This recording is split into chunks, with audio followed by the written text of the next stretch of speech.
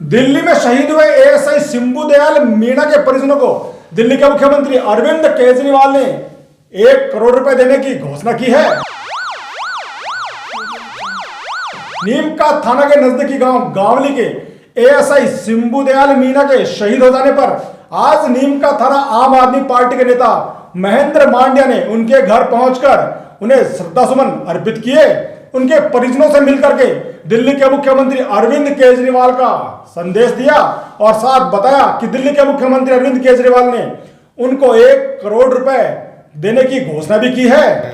सबके प्रेरणा स्रोत शिंबू दयाल जी मीणा, जो कि हमारी विधानसभा नीमका थाना क्षेत्र के ग्राम गावली से आते हैं, पिछली 4 जनवरी को दिल्ली में एक स्नेचर के साथ में उनको पकड़ रखा था और उस समय शहीद हो गए थे।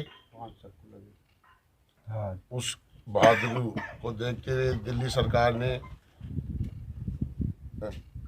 आदरणीय शिंबू दयाल जी को शहीद का दर्जा दिया और उसी के निमित्त दिल्ली के मुख्यमंत्री श्री अरविंद जी केजरीवाल ने ऐसे महान पुरुष को, शहीद को अपना एक श्रद्धांजलि मैसेज भेजा है और मुझे मैसेज किया है कि आप उनके परिजनों से जाकर के मिलें, शहीद को मेरी तरफ से पुष्पांजलि अर्पित करें और मैं शहीद शिंबू दयाल जी एएसआई को 1 करोड़ रुपए देने की जो घोषणा केजरीवाल जी ने की है, उसका समाचार मैंने यहाँ परिजनों को दिया है। 4 जनवरी को दिल्ली के मायापुरी थाने में तैनात एएसआई शिंबू दयाल मीणा को जब यह सूचना मिलती है किसी महिला द्वारा कि उसका मोबाइल बदमाश अनीस छीन के ले गया, तो शिंबू दयाल मीणा एएसआई उस बदमाश अनीस का पीछा करते हैं और पीछा करके बदमाश अनीस को पकड़ लिया जाता है। बदमाश अनीस छुड़वाने के लिए एएसआई शिंबू दयाल मीणा पर ताबड़तोड़ चाकुओं से हमला करता है। घायल एएसआई शिंबू दयाल मीणा बदमाश अनीस को अंतिम सांस तक नहीं छोड़ते हैं। साथ ही पुलिस कर्मियों के आने पर बदमाश अनीस को गिरफ्तार कर लिया जाता है। शिंबू दयाल मीणा को तुरंत करोल बाग स्थित कपूर हॉस्पिटल चिकित्सीय लाभ के लिए ले जाया जाता है। अत्यधिक खून निकल जाने के कारण उनका वहां उपचार चलता है। 4 दिन उपचार चलने के बाद 8 फरवरी को एएसआई शिंबू दयाल मीणा अंतिम सांस लेते हैं। हमारे पास फोन आया था 6/18 पे कि वहाँ के एसआई ने फ़ोन किया था कि आपके पापा हॉस्पिटल में ले जा रहे हैं और आप जल्दी से आ जाओ। फिर हमने दोबारा फ़ोन किया तो मैंने बोला पापा से बात कराओ, तो उन्होंने बोला पापा आपके बाथरूम में गए हैं। तो मैंने कहा ठीक है, वो आएंगे तो बात करा देना। फिर मैंने दोबारा बोला पापा से बात कराओ, तो पापा ने बात करी तो पापा उस होश में नहीं थे कि वो पहचान पाए कि कौन बात कर रहा है मेरे से। तो पापा ने बोला टाइगर, कि हमारे कुत्ते का नाम टाइगर है।